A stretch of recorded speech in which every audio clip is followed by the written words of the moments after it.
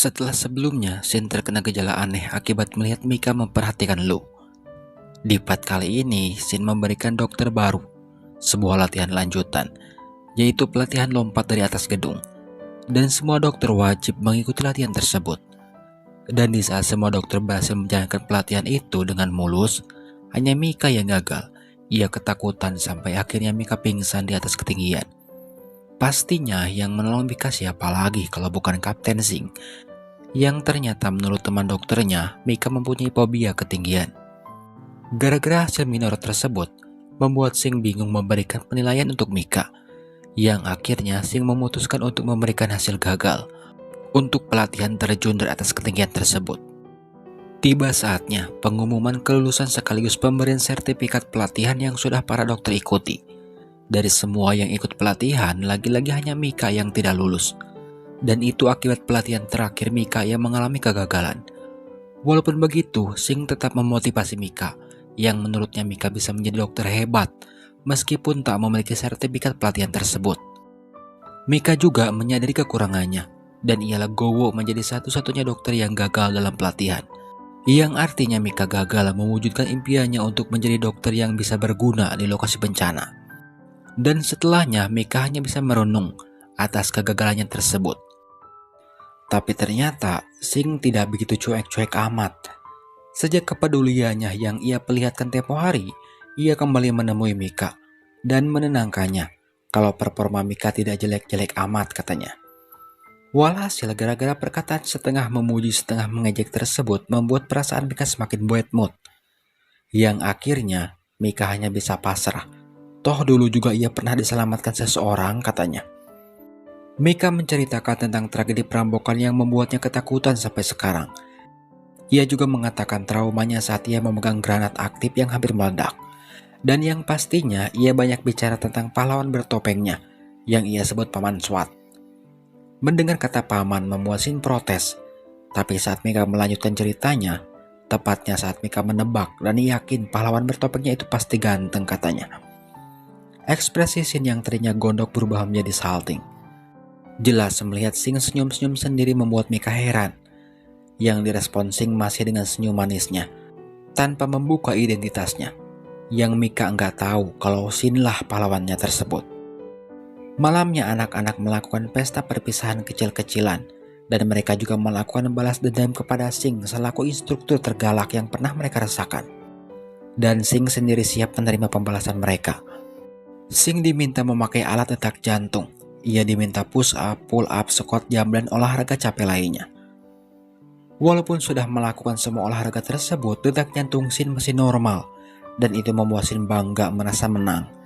Tapi ternyata anak didiknya punya cara lain, yaitu meminta Mika untuk bertatapan dengan Shin. Dan hasilnya, detak jantung Shin meningkat pesat, yang berakhir ia dipermalukan lantaran ia bisa juga tergoda oleh wanita cantik. Merasa Shin gagal keren, ia berdalih kalau alat detak jantungnya rusak katanya. Semua orang yang mendengar alasan tersebut mengiyakan saja sambil menahan tawa. Lantaran alasannya tersebut serasa titah bagi mereka. Gara-gara keusilan itu membuat Mika dan Shin menjadi canggung. Saking canggungnya saat Mika meniat pipis, Shin menawarkan diri untuk mengantarkannya. Dan sepersekian detik setelah mengatakan itu suasana di antara keduanya semakin tak kondusif. Yang akhirnya Mika benar-benar diantar Shin ke toilet, yang tentunya Shin hanya menunggu saja di luar. Yang tak lama dari itu, Mika mendapatkan laporan tentang kecelakaan di sebuah jurang. Tanpa pikir panjang, keduanya OTW ke lokasi. Mika dan Shin melihat sebuah truk muatan terperosok cukup dalam, dan supirnya masih terjebak di sana. Dan untuk melakukan pertolongan darurat, mengharuskan keduanya melakukan teknik yang mereka pelajari tadi, yaitu turun dengan seutas tali. Di saat inilah Mika dipaksa untuk berperang dengan fobianya sendiri. Mika turun dengan seutas tali dan Shin yang menjadi penahannya. Tapi sayangnya itu gagal. Mental dan fisik Mika tak kuat untuk melakukannya. Sampai akhirnya Shin menggunakan tubuhnya sendiri sebagai jembatan Mika menyeberang. Dan Mika berhasil sampai ke dalam mobil. Dan Mika berhasil melakukan pertolongan darurat kepada supir truk tersebut. Sebelum akhirnya ambulan datang. Setelah berhasil melakukan penyelamatan pertamanya, Mika malah merajuk. Ia manyun lantaran Shin tidak memujinya, yang dijawab Shin lumayan katanya. Tadinya Mika berniat ngambek lagi, tapi itu tak jadi Mika lakukan lantaran ia melihat kening Sin terluka. Dan yang lucunya, Mika membalut luka tersebut sambil nyengir. Lu bayangkan saja, saat kain kasa tak ada, dalaman pun bisa jadi solusi. Tak terbayangkan asam-asam kejutnya itu seperti apa. Sesampainya di rumah, bekas balutan tersebut Sin simak baik-baik sambil membayangkan Mika dan aksi heroiknya. Dan berkat itu juga membuat Sin berubah pikiran. Ia bertemu atasannya dan membicarakan keheroikan Mika saat tragedi kemarin. Ia terus-menerus membicarakannya sampai akhirnya atasannya curiga kalau Sin menyukainya. Dan atasannya malah menggoda Sin. Sedangkan Mika ia kembali ke rumah sakit, tapi sebuah tragedi kembali terjadi. Mika dan satu temannya yang bernama Yansan terjebak di sebuah lift bersama dengan pasien kritis. Dan keduanya dipaksa bertindak untuk menyelamatkan pasien. Pertama-tama Mika dan Yansan mendiagnosis ala kadarnya yang hanya menggunakan piling keduanya setelah melihat kondisi pasien. Tak lama salah satu dokter senior datang dan berbicara di balik pintu lift yang terkunci tersebut. Ia mempertanyakan kondisi pasien dan Mika melaporkan diagnosis perkiraannya tersebut. Keduanya sempat video call sebentar sebelum akhirnya ponsel Yansan kehabisan baterai.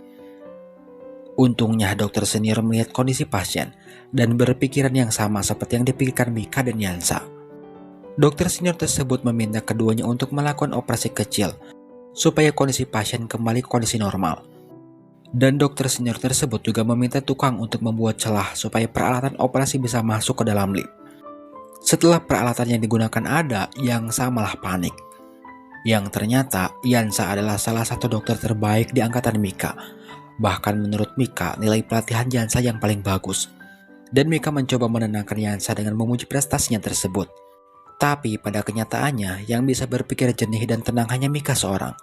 Bahkan tindakan yang harusnya sepele bagi Yansa, seorang dokter terbaik, tak bisa melakukannya. Mungkin karena pertama kalinya Yansa melakukan operasi kepada manusia. Yang akhirnya Mika yang mengambil alih tindakan tersebut, sambil bertanya kepada Yansa. Mika meraba-raba pasien. Dan setelah menemukan sesuatu, Mika menusuknya dengan jarum yang terhubung dengan selang. Setelah melakukan itu, sepercik darah menodai baju dinas Mika. Berkat tindakan cepat Mika tersebut, mereka berhasil membuat pasien kembali stabil. Tapi setelah itu yang mendapat pujian dari aksi tersebut hanya Yansa seorang. Yansa mendapat pujian dari seorang wanita yang juga seorang dokter senior. Tapi dokter So yang memerintahkan operasi keduanya tadi tahu siapa yang melakukan itu. Berkat bercak darah di baju Mika. Sedangkan di lain tempat, Sin gelisah lantaran film yang ia tonton terus-menerus mempertontonkan pasangan yang sedang bucin. Sampai akhirnya ia melihat dalaman Mika bekas balutan lukanya yang tak pernah ia cuci. Ia malah sengaja menggantungnya. Curiga kalau dalaman tersebut Sin jadikan pengharum ruangan. Pasti harumnya semerbak itu. Dan berkat itu sebuah senyuman muncul dari Sin. Tahu apa yang dilakukan Sin selanjutnya? Ia pergi ke pusat perbelanjaan hanya demi membelikan Mika kutang. Ia menggadaikan harga dirinya sebagai pria cool dan ditertawakan pengunjung toko demi membelikan itu untuk Mika. Yang setelahnya, Sin ke rumah sakit untuk memberikan barang spesial itu kepada Mika. Dengan tampang gugup, Sin meminta Mika tak langsung membukanya. Sin juga sempat mengajak Mika makan siang, tapi Mika tolak lantaran siang itu ia ada rapat. Di lain sisi rumah sakit, Dokter So mendapatkan laporan tentang siapa saja anak baru yang masuk departemen bedah syaraf pimpinannya. Dokter So melihat nama-nama dokter baru termasuk Yansa juga ada di daftar tersebut. Tapi Dokter So meminta Mika untuk bergabung juga di departemennya. Dan itu membuat tubuh dokter dan satu perawat heran yang ekspresinya seperti meremehkan Mika. Di ruangan rapat, di sana Bu Dokter dan perawat tadi mengumumkan pembagian departemen kepada dokter baru rumah sakit mereka. Ada departemen gawat darurat dan lainnya. Tepat saat Bu Dokter tersebut mengumumkan Yansa masuk ke departemen bedah syaraf, semua orang bertepuk tangan seolah departemen tersebut departemen spesial. Tapi lagi-lagi Mika yang dianaktirikan dan tidak diumumkan. Sampai akhirnya ia sendiri yang bertanya, yang jawabannya sukses membuat Mika girang. Rekan dokter lainnya yang mendengar itu tak percaya kepada Mika. Setelah mengantar barang spesial untuk Mika yang setelahnya Sin mendapatkan misi untuk mengejar seorang tersangka. Tapi sayangnya di misi kali ini ada orang terdekatnya yang kurang beruntung. Rekannya tertembak tepat di kepalanya saat adu tembak dengan komplotan penjahat, dan itu membuat Shin marah. Sampai akhirnya Shin bisa melumpuhkan semua penjahat tersebut. Terkhusus untuk orang yang berani menembak rekannya, Shin menempatkan penjahat itu sama seperti kondisi rekannya yang kritis. Dan keduanya dibawa ke rumah sakit tempat Mika bertugas, yang ditangani Departemen Bedah Syaraf pimpinan Dr. So. Tapi sayangnya mereka kekurangan dokter ahli untuk melakukan operasi bersamaan. Sehingga setelah Dr. So dan tim melihat kondisi kedua pasien, Dr. So lebih memilih melakukan operasi penjahat terlebih dahulu, karena lukanya memungkinkan untuk diselamatkan. Berbeda dengan rekan Shin yang terluka di kepala kemungkinannya sangat kecil. Akibat pilihan Dr. So tersebut membuat Shin dan rekannya kecewa. Yang akhirnya Dr. So kembali rapat dan kembali melihat kondisi otak rekan Shin yang setelahnya Dr. So memutuskan untuk melakukan operasi secara bersamaan. Yang tentunya operasi tersebut bakal menjadi operasi pertama bagi Mika. Diceritakan operasi keduanya sukses, dan itu membuat Shin dan rekannya lega. Tapi ternyata tindakan yang dilakukan So tersebut bertentangan dengan sistem yang ada di rumah sakit tersebut.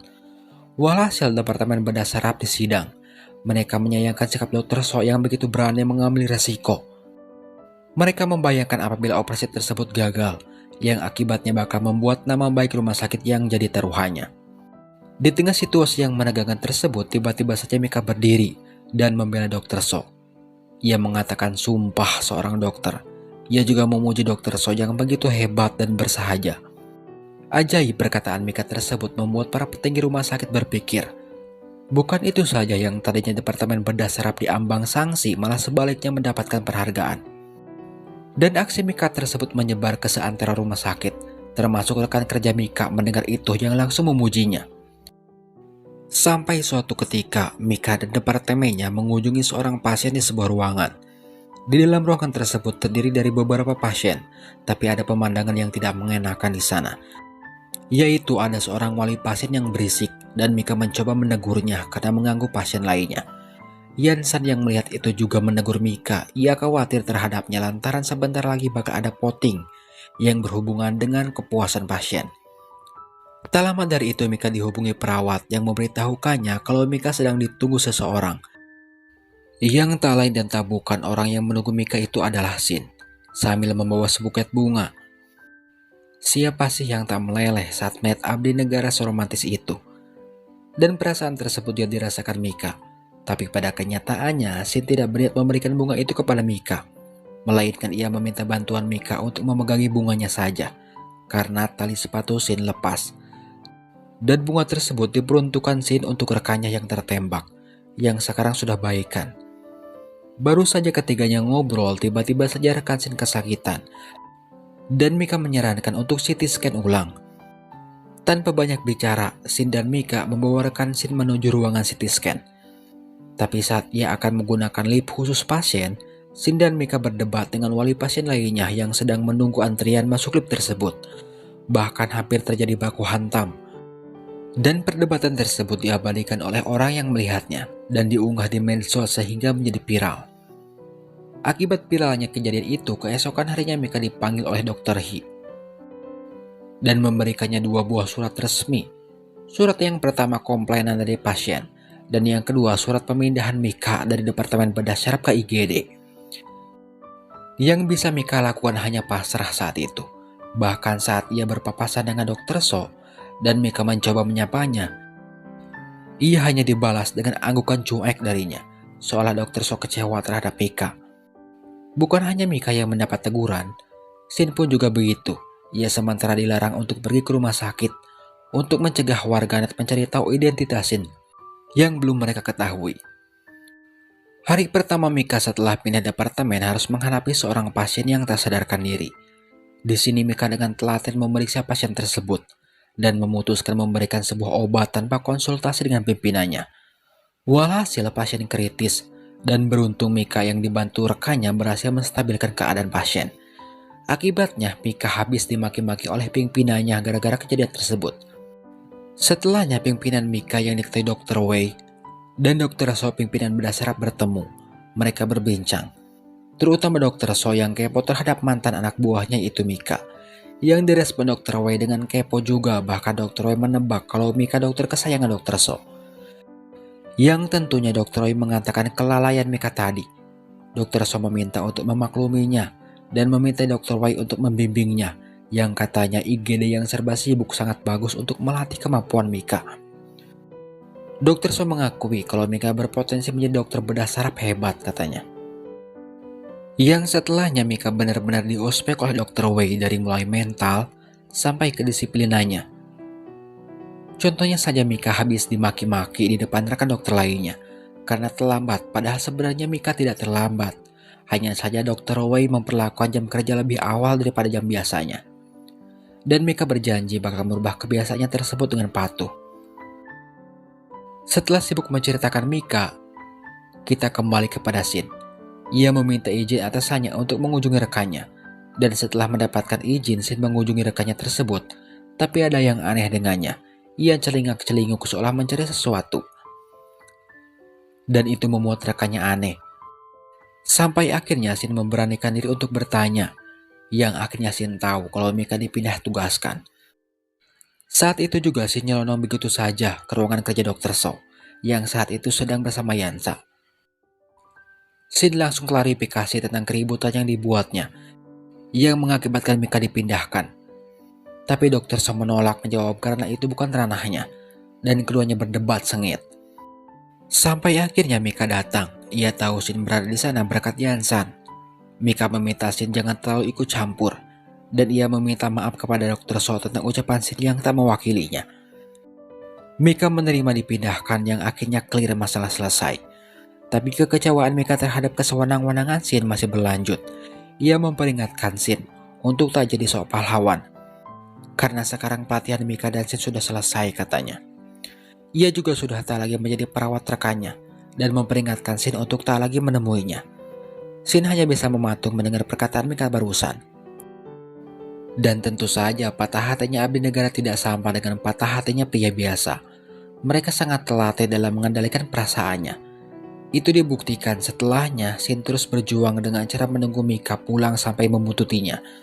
Ya walaupun ketahuan juga, tapi tenang saja Shin punya 1000 alasan. Yang ujung-ujungnya pulang bareng yuk katanya. Kalau abdi negara sudah bicara begitu, apalagi orang ganteng tak menunggu lama buat Mika mengatakan iya. Saking nyamannya disupirin Shin, Mika sampai ketiduran. Yang berkesannya lagi, Mika melihat Shin menunggunya sampai memastikan Mika sampai di rumahnya dengan aman. Bukan hanya Mika yang berbahagia dengan perilaku Shin tersebut. Shin sendiri setelah berhasil menjadi supir spesial Mika tadi, ia tak henti-hentinya bernyanyi sepanjang jalan. Keesokan harinya, Mika sampai di rumah sakit pagi-pagi sekali, yang tentunya dengan tampang yang sangat ceria. Dan pasien pertamanya hari itu seorang kakek yang mengalami muntah-muntah. Dan pihak keluarga mengklaim kalau kakek mengalami flu. Tapi Mika melihat ada yang aneh setelah ia periksa. Kakek tersebut kesakitan saat Mika memegang kepalanya. Dan Mika meminta pihak keluarga untuk melakukan CT scan. Bukan hanya Mika yang menyadari itu. Pimpinannya Dr. Wei juga sependapat, yang akhirnya pasien bisa ditangani dengan baik. Setelah seharian bekerja membuat Mika senang, apalagi kerjaannya saat itu lancar selancar jalan tol. Tambah senang lagi saat pihak keluarga pasien memberikan bingkisan kepada Departemen IGD sebagai rasa terima kasihnya terhadap tindakan cepat dari Mika. Bukan hanya itu saja, Mika juga mendapatkan pujian langsung dari Dr. Wei selaku pimpinannya. Dan hari itu semakin sempurna saat Mika mendapat cat sapaan dari Shin. Sampai suatu ketika Mika menggadaikan rumahnya untuk membantu pembiayaan pasien. Dan sekarang ia sedang mencari rumah murah untuk ia tinggal. Shin juga tahu tentang masalah yang dialami Mika tersebut, berkat segadis wartawan teman Mika yang cerita kepadanya. Dan sekarang sudah 1 minggu Mika numpang di rumah sakit. Tiba-tiba saja ditemui rekan kerjanya yang bernama Cheng Tao, menawarkan rumah super murah. Biarpun murah, rumah tersebut nyatanya memiliki fasilitas wah, yang setelahnya Mika berterima kasih kepada Chen. Chen juga banyak bertanya tentang apa saja yang Mika butuhkan. Dan setelah Mika pulang, ia kaget mendapati barang-barang kebutuhannya yang ia katakan kepada Chen tadi. Tak hanya itu, setiap ada kerusakan di rumahnya tersebut secara ajaib benar sendiri. Contohnya saja saat Mika pegal-pegal, tiba-tiba saja di rumahnya ada mesin pijat. Terus saat penanak nasi Mika rusak, setelahnya langsung ada penanak nasi baru di rumahnya. Dan itu membuat Mika heran yang akhirnya ia curhat kepada gadis wartawan temannya. Disimpulkanlah oleh mereka kalau itu ulah Chen, dan menebak kalau Chen menyukai Mika. Yang akhirnya keesokan harinya Mika berbicara kepada Chen secara to the point, dengan mengatakan kalau Mika untuk saat ini tidak berniat pacaran katanya. Yang direspon Chen kalau itu hadiah dari sang pemilik rumah katanya. Jelas mendengar itu membuat Mika penasaran. Siapa sih pemilik rumah yang baik hati tersebut? Dirancanglah sebuah rencana oleh Mika dan si gadis wartawan. Mereka mematikan lampu rumahnya pura-pura kalau listrik di rumah Mika rusak. Sampai akhirnya orang yang Mika tunggu datang, memakan umpan yang Mika buat. Dan orang itu adalah Shin. Shin langsung kaget saat Mika diam-diam menemuinya. Yang akhirnya Shin mengaku kalau rumah yang Mika sewa adalah rumahnya. Mika juga bertanya tentang barang baru yang dikirimkan untuknya tersebut. Shin beralasan kalau ia ingin membuat pelanggannya puas dengan pelayanan rumahnya. Ia juga berbohong kalau ia baru tahu kalau Mika lah yang jadi pelanggan rumahnya. Padahal sebenarnya Shin tahu dan ia diam-diam membantu Mika lewat Chen tahu. Dan dengan polosnya Mika percaya itu. Keesokan harinya Mika menemui Dr. So. Ia meminta izin untuk mengamati operasi yang akan dilakukannya, yang langsung disetujui Dr. So. Dan perbincangan keduanya diketahui oleh Yansan. Dan yang anehnya melihat itu Yansan seolah tidak suka. Bahkan ia sampai bertanya-tanya kepada Dr. So yang mengizinkan Mika mengamati operasinya. Yang tentunya direspon biasa saja oleh Dr. So, yang menurutnya semua dokter sama.